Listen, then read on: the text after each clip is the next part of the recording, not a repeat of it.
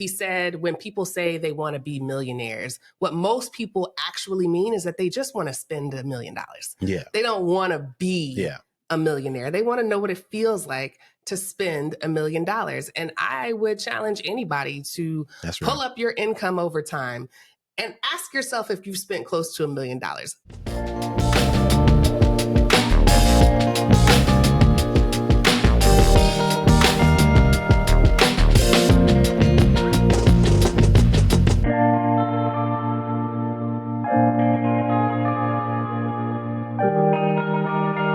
Welcome to the Rich and Regular podcast, where we explore life at the intersection of money. I'm Kirsten. And I'm Julian. And today's episode, we're talking about embracing underconsumption. We left like a little bit of a teaser, you know, in terms of like the mood that we will be on with our last podcast. And someone actually commented on the YouTube video. So shout out to them. But I also want to give a formal shout out to Ira. That's spelled E-I-R-A. You'll be proud to know that I had to Google that because I didn't want to mispronounce it. So it's pronounced Ira. She sent us an email. Actually said, love your podcast. One of the older episodes on Brokerage Accounts, which is episode 171, even convinced me to open up one on the fly. Yes. I really appreciate your recent election podcast. And she's referring to 187 and 188 and how much you connected things to climate change, which is an area I do some work in. Not a lot of personal finance podcasts take on climate change. And I truly appreciate y'all putting the focus on it that we need. Both of you are some of my favorite podcast hosts, informative, funny, she must be talking about me, and relatable. Thank you for your work. We appreciate you, Ira. Yes. And congratulations on the brokerage account. Yes. Big teams. Yes. And now is actually a great time, right? Like not to veer and go back to that previous, you know, podcast or that conversation. We're going to talk about underconsumption in just a moment. But like, this is a great example, right? There is a time and place to dollar cost average to just consistently contribute to your retirement account. And there's a time and place to take advantage of not necessarily volatility, but growth opportunities, right? You got a little bit of money. Maybe you're saving a little bit as a result of your underconsumption. Hello. And, you know, you decide to make some little different decisions. That's what a brokerage account is for. I've been wanting to talk about this topic for a long time. And Ira kind of teed it up with the climate change thing, because that is one of the reasons why underconsumption is trendy or has become a trend, specifically on TikTok, but on other social networks as well. But there are a lot of other reasons too. There are reasons where it's just like economic pressures and this attempt among young people to normalize saying, I ain't got it, or I don't want to spend it, or we don't need it. And it's not just an American trend. It's actually going quite global. In Korea, they've switched from YOLO, you only live once, to YONO. You only need one. You only need one. You only need one. I like that. That's like that's young people's minimalism. Yeah. See, when in my day, they would call it minimalism.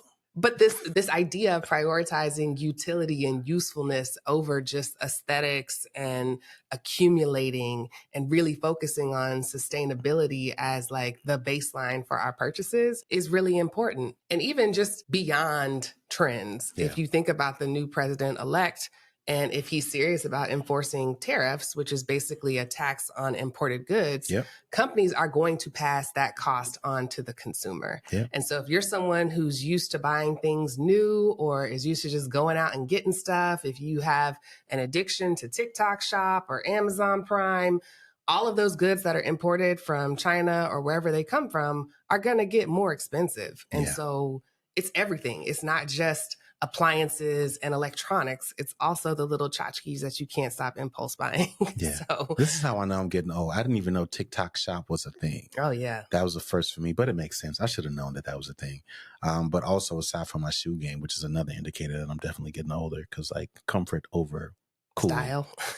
For sure. I'm team comfort. Big old float shoes. The way these days. But I do remember, even as you were talking, I remember when at least for me or my generation, my cohort, whatever you want to call us, like I do believe that was like climate change, like concern about sustainability was the driving force behind why people should be making different decisions.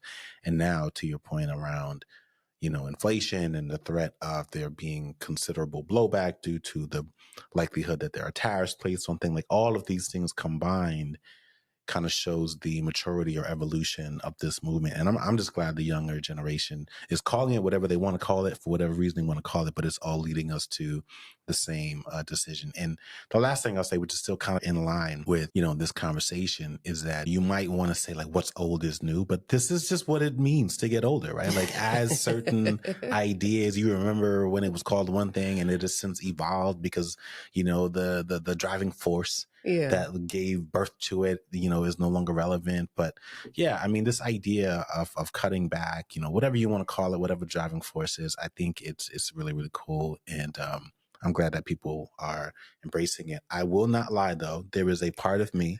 Here it comes. This is how grumpy old man. I'm embracing it. Staring out the window. When you've been beating a drum for, better part of 20 years, and then you got your peers who are saying, you know what, like they act like they've discovered something.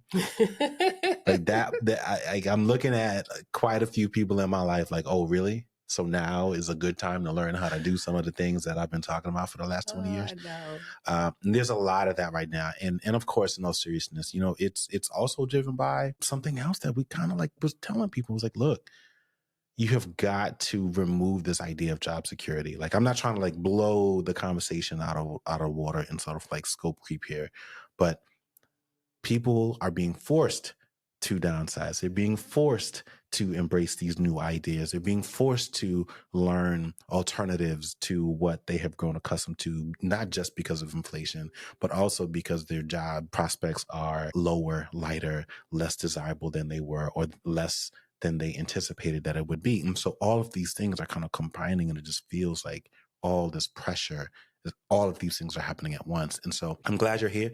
But go back into the archives, you know what I mean? and don't feel like you're not starting new. Like, I'm not gonna lie to you. You know what I mean? It's like no different than when somebody finds your artist and they're like 10 albums deep and you're like, dude, this is not you just heard about Kendrick Lamar. You know what I mean? It's more like when someone samples an old song and they try to put like their parents on and they're like, that is a sample of a sample. That's a Sam Cooke track. Exactly. You giving credit to some 90s group. I know. They bit that from the Temptations. I watch all these TikTok influencers who are going super viral because they had the courage to finish their makeup container before buying another one, or had the courage to show you that they're still using the same flat iron or blow dryer from high school. And it's like, oh, is that, do I need a TikTok now? Because let me show y'all how I've been rocking the same bathing suit for the last 8 years. In fact, you can go down our Instagram and count how many times we've repeated the same outfits and shirts. Because I am low-key self-conscious about it, and it's top of mind because I'm about to use it again. Mark Zuckerberg does it. He just, it's you just call it a uniform. Right. Oh, but that's what happens when you buy quality, right? Like there is something to be said about the fact that the clothes, the appliances, the things that we bought 10 years ago still work versus now, because everything has gotten so much worse. People buy stuff and you got to replace it within a year, if it even makes it to then. Yeah. Like, we were just having that conversation about some of Bose shoes and clothes, where it's like the idea that kids' clothes and shoes are supposed to last for months and months and months. It's like, he run through a pair of shoes, the sole just be gone. Easily. And he's not running like Forrest Gump. Like, he's just a regular kid who spends time outside. And these aren't cheap shoes either. No. Right? These are like the good shoes, don't last like they used to last. Like, you're not imagining things. No. It used to be, to your point, like once, twice a year. That was it. Yes. Max. I'm gonna link to it in the show notes, but there's an article called The Inchidification of Everything. Oh, I remember that. That's what it's, I might have already shared it in Brain Candy, but that's what it's being called. It's the inchidification of everything, because everything is just getting so much worse in quality and in standards. Yeah. And it really makes you question, what does it mean to be materialistic in 2024? Like, what does it mean if you continue to buy stuff that just erodes? What are you really searching for? Yeah, because it's a little different, I think, from, certainly 10 years ago. Like, it meant something different. It did. And it certainly meant something different from when we were kids. Yeah. But And it continues to shift. I remember reading this quote from, I think it was Morgan Housel. I don't remember who said it, but I feel like it was him because it sounded like something he would say. But he said, when people say they want to be millionaires, what most people actually mean is that they just want to spend $1 million. Yeah. They don't want to be a millionaire. They want to know what it feels like to spend $1 million. And I would challenge anybody to pull up your income over time and ask yourself if you've spent close to $1 million. If you've been working for 20 years, if you've been working for 30 years, if you've had bonuses and side jobs, just see how much you've spent and ask yourself, does it feel good? That literal thought, I would say, would likely have been the genesis of my personal finance methodology. I had that thought like in my 20s. I remember just doing the math, because I used to just envision things going forward. And I was like, man, like you're actually going to earn that money, but you're not going to feel like you earned it, and I was way off. But like, even then I was still thinking, wow, like this is normal. That's weird. Like to know that $1 million or more did actually pass through your hands and then you have nothing to show for it. Like that was the scariest thought to me for whatever reason. And that was like the beginning of me saying, I have got to figure out another way to live. It cannot be this continuous belief that I'm just always going to earn this amount of money and there will always be a job, someone willing to pay me. And, I'm going to cut back my way through to wealth. Like that's not going to work. I'm going to have to figure out some other ways. But yeah, Morgan Housel wrote that, sold for 1 million books. And I had that thought when I was 20 years old while I was still. You can still remix it. Just give it like 5 more years and you can come up with another version of it. Maybe. But the reason I bring this up is because there's a lot of evidence that suggests that nicer things actually make your life worse. And it's for a couple of reasons. One is because people confuse the difference between the price of something and the cost of it. And the cost, whether it is financial or psychological, of having nicer things like maintenance, upgrades, even just the mental burden of knowing that someone could have it or take it from you at any point, or it could be damaged before you're done paying for it. Yeah. That stuff weighs on you. And there's this idea that having the nicer thing is what leads to happiness. But the happiness research debunks that too, because there's this idea. So basically nothing. Yeah. Welcome There's to being nothing human. You can do. Well, it's, the problem with human brains is that we think we're so freaking smart. We think we can just like outsmart and outthink your genetic coding, the thousands of millions of years of genetic coding. But there's this concept called hedonic adaptation. And basically it just means that everybody has like a happiness set point, and there is a human tendency to return to that stable level of happiness despite a major positive or negative event.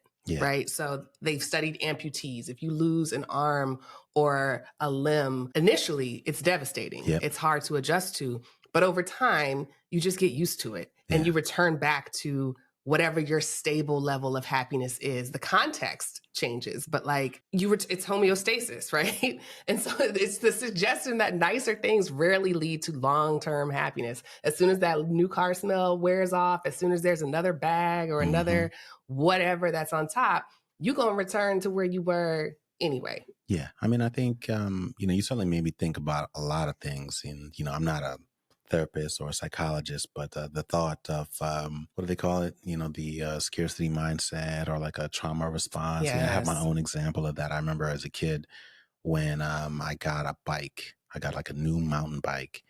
And I was happy that I got it because I was like, man, I really, really wanted a bike. But then the reality set in. I grew up in Brooklyn, New York in the 80s and 90s. And I was like, man, I'm going to have to grind to like protect this thing. Like it was annoying. Like I wanted this nicer thing, but there was a cost to having that nicer thing. And that was true for just about anything back in the day. Like anything that I had that was nicer was stressful. It was like, oh my God. And I would argue now, maybe this is, a continuation of that kind of trauma response, but like even nicer cars and stuff like that, it just gives me a sense of anxiety driving them. And not to say that I want to drive a beater or a beat up car that I don't care what happens to it. But to me, there's just like a nice balance where like when I'm driving in a nicer car, it just feels like it's something to worry about. Oh, yeah. And maybe that's just because I live in Atlanta and it's like, man, I got to bring it to the city. Oh, Lord. I don't want eyes on me. Well, it does feel like everybody else drives crazier when you in a nice car. Yeah, where it's like, man, why are you cutting over? You can't park anywhere. No. Like, I typically I just want to park as close as possible to the door. When you're driving something nice, it's like, man, I can't be over there. Them people don't care about nothing. Wow. I got to park I got to park way in the back just to, be pay a valet to clear. do it. And even that comes with its own set It of do. depending on where you are. But, the research is clear, and I think it's real, right? Like, whether or not buying or upgrading, leads to greater happiness or not. I mean, everybody is different. Of course, there are going to be, studies and research that basically argue both sides of that coin. I know for sure in my own life, and more recently, there have just been certain purchases that like have improved my quality of life without question. Like I remember, sometimes it was doctor's visit, right? Like just getting clarity around what that pain in your foot is. And then that unlocking the reality that, you've been buying and wearing the wrong pair or style of shoes. And while this may be cool or comfortable in the interim, it's exacerbating this issue. And, there's that. There's, I think, it's going to sound weird, but like when I got that shed, part of it was the work that went into making that or putting it together. Because, they was like, oh, it'll be easy and put it together in 2 hours. And then there were like a handful of reviews. I was like, nah, it was hard. It was hard. Like it was really difficult. And then I, like a dummy, like installed it inside and then did not realize that like once I added the handle, that added like a couple extra inches. I couldn't get through the door to bring it outside. So I had to like disassemble and put it back together. Anyway, there was a lot of effort involved in that thing. But the quality of life, like the convenience factor that little thing added for me in terms of transforming our home and our outdoor space. So little things like that, whether it's $100, $400, have brought significantly greater value to me. And to your point around whether or not, the amount of money that you spend, I've wasted so much money at restaurants this year, certainly over the last couple of years. And I've called this out and said it's like several times. And so a lot of that obviously has to do with values, and it's certainly not, one-to-one in terms of the amount of money that you spend being the thing that dictates whether or not it adds some type of proportionate level of value or joy to your life. Like if you still buy into that, I encourage you to do some deep work and to do the math and to really just conduct that basic exercise around scale of 1 to 10, just like a kid, like 1 to 10, how much do you like this? Or do the exact same thing for the way that you spend your money. And I think you'd be surprised not only what you come up with, but how that number may have changed over time, because I think that's a really important part. But I think the other thing or the other layer to this is that when you find yourself bought into this continuous process of always upgrading thing, part of the hesitance is that it's like an admission. It's an admission that I just spent a bunch of money on something, this couch, this car, these shoes, and I've only worn the one. I didn't realize that they weren't that comfortable, or I didn't realize that the car was like a little too big or like a little too tiny. You see it a lot with houses for sure, where people get a house. And of course, when you get that house, it's the dream house, right? Like go back to those posts on social media when you were bragging about how amazing that house is. And then 2 years later, maybe 3, nothing has changed in your family size, but all of a sudden you're wondering, or you're reevaluating whether or not this is enough house. I need a bigger house. And you never want to question the fact that you bought too big furniture, or that you bought too many of the little things, or that you don't have a proper storage solution, which is why the room feels suddenly smaller, or that you're just really insecure about your own sort of handyman or handywoman abilities. And therefore, instead of trying to tackle that issue, you'd rather just throw out the whole house because... Or that you're impossible to please. There's that too, right? Because that's like, if you cut through all of it, if you're not able to stop upgrading, improving, tweaking, adjusting, it indicates that you're a little impossible to please. Yeah. And to your point, I think there's a level of that is just natural. You know what I mean? Like your brain is going to adjust no matter what it is that you have. And I think that's just really important work that we need to do. We need to listen to these multimillionaires and billionaires tell you, and we've had the privilege of having those conversations with some of these people and diving deep into their work. But yeah, like it's not going to fix all these things at all. And so stop. Like I get that it feels like it's the only thing that matters. And the last thing I'll say on this is, when we talk about the word materialism, we tend to just focus on material things. And I think it also applies to experiences and conveniences, right? It's not just like the shoes that you wear or the house that you live in or the car that you drive. It's this idea that you are just anti-inconvenience and that you're always willing to spend money to solve for every single itch that you have. And that's a problem. Like, that is a legitimate problem, because you will eventually run out of money. And I think most importantly, and you will still have problems. You will still have problems. Like, you are completely leaving yourself void of development, or dealing with those issues, or learning how to solve problems without outsourcing, buying into convenience, or constantly upgrading. Like, you gotta, I think part of just the human experience is learning how to solve some of these problems on your own. And just getting to a point where you just feel a little bit more self-sufficient than you did the day before. And learning how to love things the way that they are. Yeah. I think that's really important. Yeah. Part of the reason why we've been able to make strategic upgrades that actually do improve the quality of life is because we spend more time with our things. And with that time, you understand where your values actually are. I now understand what I truly value in a couch, because I've been sitting on the same one for the last 8 years. And I know where I need the cushion, what kind of fabric I'm looking for, what kind of stain protectant I'm looking for. I just upgraded my phone from an iPhone 11 to a 16. And now I understand where the upgrades have happened and where... Now I understand what a phone can do. Now that I understand where it's like, oh, this is what y'all was talking about in terms of front-facing photos. I took a side-by-side on both phones, and I was like, wow, I look like I was taking pictures with a potato, because this is very, very different. But at the same time, I don't know that I would have appreciated the difference between a 13 and a 16. I don't know how much of a difference it is, but a leap is, looking at phones from 6 years ago to phones compared to today. Yeah. And that's true with a lot of things. And I think the timing of this discussion is important, because we're about to enter the holiday season. And, the marketers among us, shout out to all the marketers out there, have to come up with a theme for how they can get us to break the records of the spending from the previous year. I've already started to see the articles setting the tone that Americans are suddenly like feeling better about the economy and feeling better about even though I saw in the same probably mindless scroll that there's just as much data coming out that, X percentage of people are still paying off debt from last Christmas. Yeah, they do that every year. I know. And every year we manage to break another record for Prime Day, for Black Friday digital sales, for Cyber Monday, which, by the way, Black Friday sales started in October. It's like, what? Is this just a Q4 thing now? Because now it doesn't matter when you buy it. It doesn't matter if it's the day after Thanksgiving or 3 weeks before Thanksgiving. The price is the price. Yeah, it's midnight on Halloween. Yeah. You take down the skeletons stuff is already up. And the pumpkins, and you start getting ready for the shopping season. Well, the theme for this year, according to an article, is that self-gifting is going to be the undertone of the holiday. It's going to be treat yourself. Since we're all walking around like we can't trust nobody, it's a divided nation. Now it's going to be, well, you know what? You deserve something nice. Was that a Dr. King impression? Was it? We're a divided nation. It might have been. I've been in my, oratory bag. To put a little special effect on that.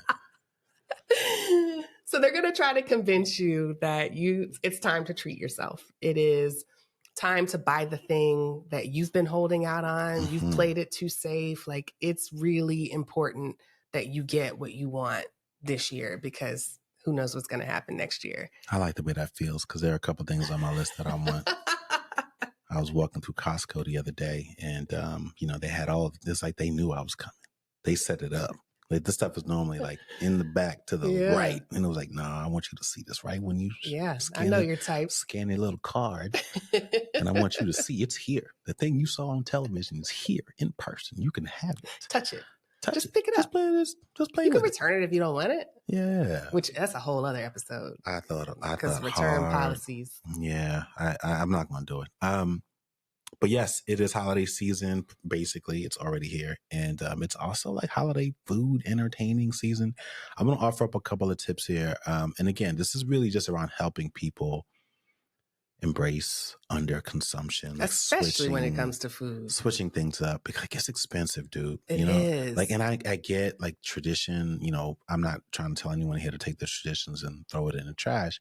But we also have to acknowledge that things are a lot more expensive. Even the things that we were doing in the past that we thought were like good, budget-friendly things, like it does not cost the same. No. And there's a lot of, I didn't mean to cut you off, but there's a lot of norms in American culture that lead to overconsumption, meaning we cook more than we need because we expect people to have Yep. leftovers, and people expect to leave with an extra plate.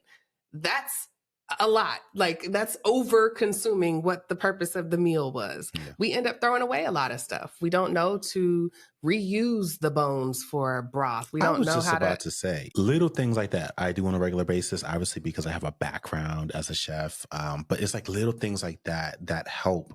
Like my first tip, which is like soup.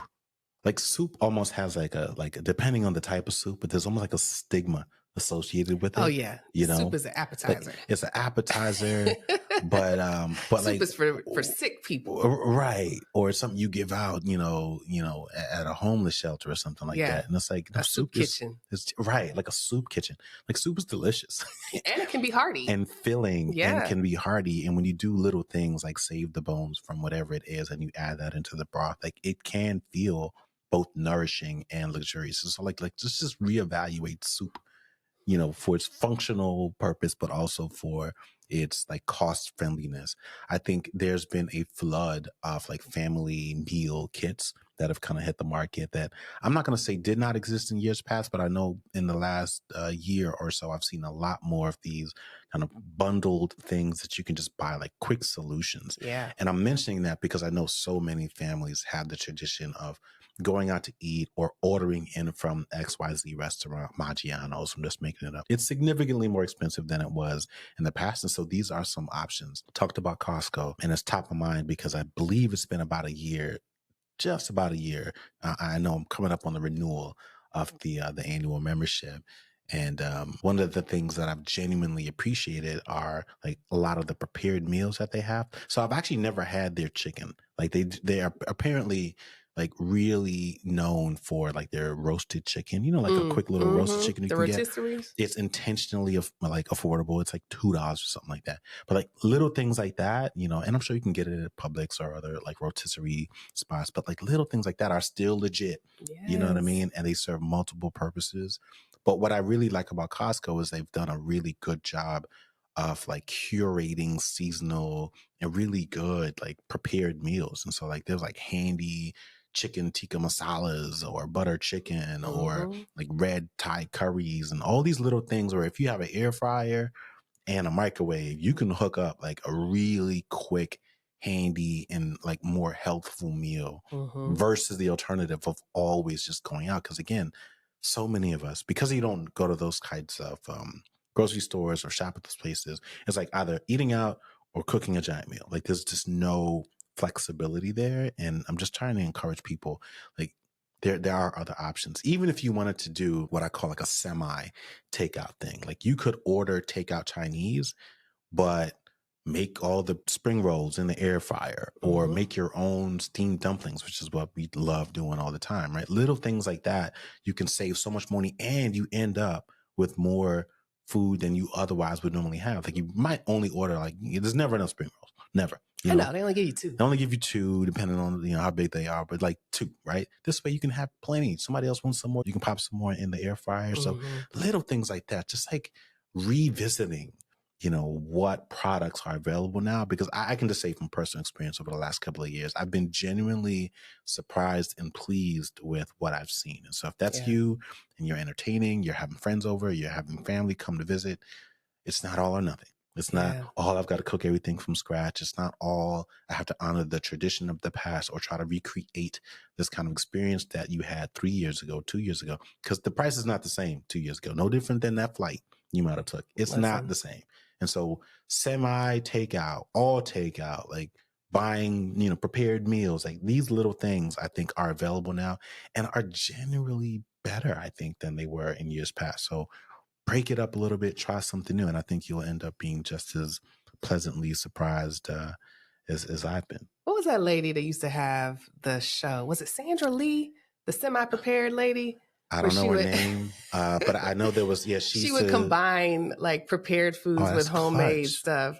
Look at you remixing her stuff. But I don't think it's Sandra Lee. I could be wrong. I never watched it, Well, it wasn't that great. Like her versions of semi-prepared meals were sometimes questionable, but you're absolutely right on the changes that have been made in food and food trends. And maybe we should do a full episode on this because the pouchification of foods that's what I meant is to a say. game changer. The pouch, if it's in a pouch, Give it a chance. Give it a chance, right? Listen. Because we've had several like really, really good restaurant quality sauces. meals. Like if it's in a pouch, like I'm just telling you, that's a trusty, you know, indicator. Yeah. That it might be better than you expect. Yeah. You know, not just a vacuum sealed carton. No. But like a pouch. And the reason for that is because like it's like marinating in whatever it is. Like the flavor gets deeper into whatever it is. It's not in a tin can. It's not in a tin. It's not frozen. It's not taking on the flavor of, you know, like a can or anything like that. Yeah. Like the pouch, which is why I'm specifically calling out like the curries and stuff like that. Like in a pinch, go for get a pouch. you a pouch. A pouch in a pinch. That's the move. That's the slogan. That's the slogan for 2024. Find you a pouch. You should have known because the kids been eating out of pouches for like 5 years. Yes, it's terrible for the environment, I'm sure. So we started so strong with climate change. Ira, but you know, maybe we'll get some bamboo pouches or something, biodegradable pouch. But in all seriousness, I think in a pinch, I've been really surprised and impressed with like the quality. Like it gets the job done. And that's really what you need. Like just a break from swiping a card for another couple $100. I think food is one of the places where people tend to overconsume during the holidays. But the other place and the more emotional place is with these kids. Right? Kids is another spot where underconsumption is very hard to practice. And so I wanted to offer a couple of tips for kids because they're targeted by ads, they're influenced by friends, and they're also very convincing when they want something immediately. I ain't never seen nobody negotiate like a child who wants something. Well, to their credit, you know, the ad experience for this generation of kids is very different from the ad experience that we would have had, right? Like, you know, when I think about advertisements, it was like Saturday morning cartoons or, you know, during a show that you might particularly like. And now it's like legitimately targeted, right? Like if you've searched for something or if you've said something and your Amazon Echo heard you say it or whatever it is, right? Your parents did something and it's like magically shows up. It's no different than that YouTube display in Costco. And not just the ad, right? The ad plus some other kid unboxing it and playing with it shows up in your feed as a suggestion for that child. And so their level of conviction and desire is so much more specific than our generation. And they, you know, to your point, there might be some other parent who's given in. And so now on top of that, they've seen it in real life. There's a kid who has those shoes, you know, and it just feels very, very different than it did in our generation. Yeah. I don't have a perfect answer. Everybody's kid is different. And some kids are truly gifted. Like they're just gifted in their abilities to manipulate their parents. Our kid is not, you know, not quite there yet. We've done a pretty good job, I think, of, or at least I have, of keeping him disciplined. The other half certainly likes to, you know, make it rain. You went left. You was on the main road and then you veered. I'm just trying to be honest with our audience. Finish your point. what I have found helpful, and I'm not one to always offer like specific tactics, but I have found in the last years or so, as I've really thought about like my approach to parenting, is you have to apply the same type of rigor that you do with your job and or your business to your parenting and your household. Like you don't leave all your intellect, you know, at the door. You know, you can leave work, you know, at work, but you have to bring that intellect home and apply it to your children. And what I've found is like rearranging the no is very helpful. So your kid asks for something and you just like, no, and you make them feel bad for it. Well, of course, go ahead and embrace for, you know, a tantrum or whatever it is. But if you reverse it and you start with, well, what is it? And you let them talk to you about what it is and let them make the financial decisions. So if you had to choose between buying this set of something or this toy or going to this place or this other thing, because that's where the money would go, what would you do? And tell me why. Right. And then even if they do pick that thing, we'll say, well, then what do we do about this? Well, what about this? Well, then that means we can't do this. If you just have the patience to walk them through the rationale first, and I don't mean just forcing the rationale on them, but guiding them through making that own decision. I'm not saying it's perfect every single time, but it has worked a lot of times for us where they just understand. It doesn't even make sense for them to be mad. They just understand. They may be disappointed, but that's also a part of just growing up and understanding. And so you kind of get like a twofer. You get to save the money on not buying the thing that you know, either can't afford, or, you know, it's just too much money or it makes too much noise. You don't want to buy it anyway. But you also end up teaching, I think, a really strong lesson of how to think about these things, how to have a better understanding of why mommy and or daddy aren't buying you whatever it is that you want. And I found that more thoughtful no is helpful. So it's I not just agree. leading with the immediate, you know, hierarchical no, Yeah. because I'm the mom and or the dad and what I say goes. It's the thoughtful no, like guiding them to their own decision and understanding about why they're not going to get the thing that they want, and how you will always have more things than you want than things that you have. That will Absolutely. always be the case. And if you Absolutely. guide them to that and help them to understand that, I think you end up like saving money, but also with a child or children who have a better understanding and a better set of financial values than you would otherwise. Yeah, I think there's also something to using the digital game in your favor. So the last time we purged Bose toys, which we do pretty regularly around here, like that was one of the things that we reinforced very early on. We kind of established a one in, one out rule.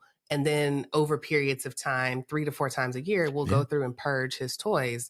But one of the things that we did when we purged the last one is I made him take a picture in the middle of the pile.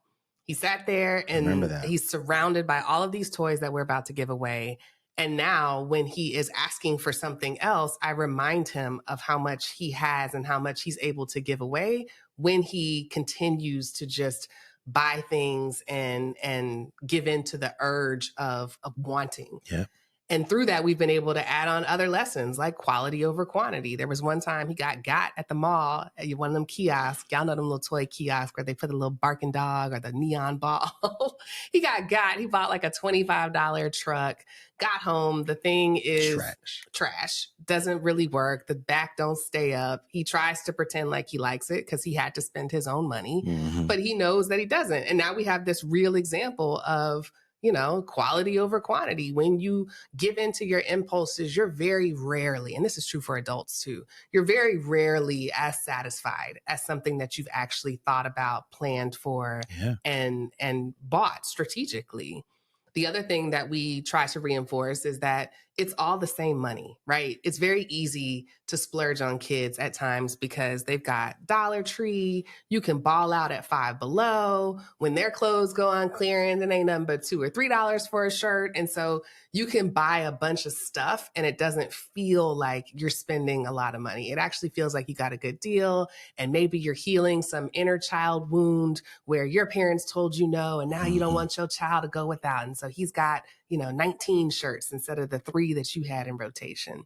The challenge is all of that small stuff adds up. Yep. And over time, when you look back and you see that they still outgrow them shirts, they still, you know, them little Five Below toys still fall apart, them little pool toys still get molded, everything erodes. You realize how much money you could have been spending on something that they actually will value and use over time.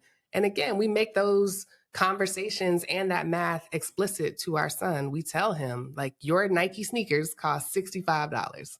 Chick-fil-A, because of the way you eat, costs $10 to $12 every single time. If you want a $40 toy, then here's what it comes from. You're not going to be able to get a new pair of shoes as soon as you think, or we need to take a month off of Chick-fil-A. Yep. But we have to make those decisions together. And part of him growing up is that he has a larger voice in that conversation. Yeah. No, it is a joy and a pain for sure going through that process. But, you know, if you're a parent out there, you know, it's all worth it when you have a day like we had this morning and the kid just naturally understands something. We call it, they got the download. Yeah. Right? Like that thing been loading for about 3 months. And then finally, it's like been buffering. Boop, it finally got in. They woke up and did the thing that you've been telling them to do without you having to bother them. So yeah, that is the joy of parenting. All right. So underconsumption, hopefully we've made it at least interesting, at best desirable.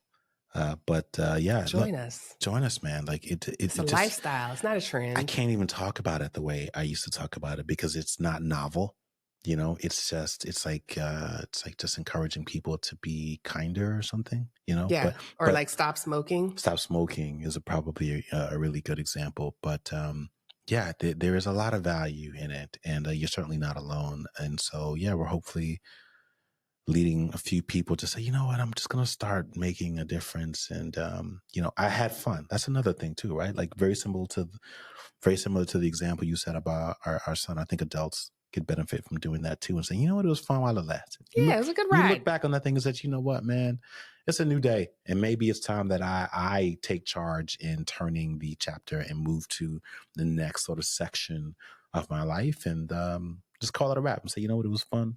Yeah, and, you still got the stories. And that's all y'all talk about when you're together anyway. Just keep reliving them stories. That's it. And move into a new chapter of life where you only need one. Yes. You know, you only need YONO. Yes. I think, you know, my final thought on this would be, you know, just thinking about the power of redefinition, you know, because oftentimes the way we think about something may be a little bit outdated. And so the idea of cutting back, the idea of paying down debt, all of those things may have lived in a certain part in your heart or in your mind when you were younger or at a certain point in your life. And now it represents something that's less of a far off thought or something that you know that you have people in your life that do. And now it plays a central focus. And so, you know, the idea of like cutting back on television to read more isn't this huge lifestyle change. It's actually just something that's really important to you. And you realize you've missed out on something and you're looking forward now to reading more because you understand that there was a cost every time you watched these things, or that there's less value in watching season 25 of Grey's Anatomy for, I don't even know how many seasons we on. But it's gotta be about 65. It gotta be in the 30s, right? But like, you know, it's like, you know what, maybe it's okay if I just say, you know what, I'm fine with the story ending here. And I'm going to take that These time are not real people and reallocate it to something else, or even something like the gym membership. I know on the tail end of holiday shopping, there's New Year, New Me, all that stuff. But like admitting at your big age that, you know what, maybe a gym membership actually isn't the thing that I need. I'm not going to keep beating myself up about it or holding on to it. And I'm speaking for myself right now, right? It's like, you know what? It's not really what I need. Like I can still be active without it. Go ahead and end it. I don't need to keep that $40 payment going every single month under the guise that I'm going to eventually go, and then it'll all be worth it. Just go ahead and cut it off, right? Mm-hmm. Or, you know, I'll end on food because that's my thing. But at some point, we just have to be honest about the amount of meals that we've had that we haven't been impressed by, or the fact that you go to a restaurant sometimes and it's not always because you really, really love it. It's because you just don't feel like cooking.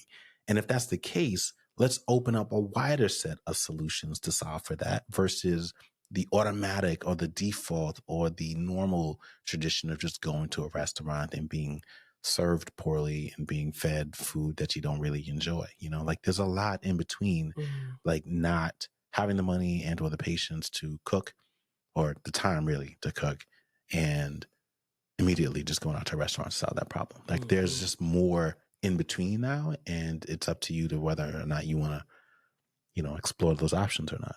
I love that. And that's a good reminder because I'm going to link the episode where we talk specifically about kitchen tools that make cooking an easier option.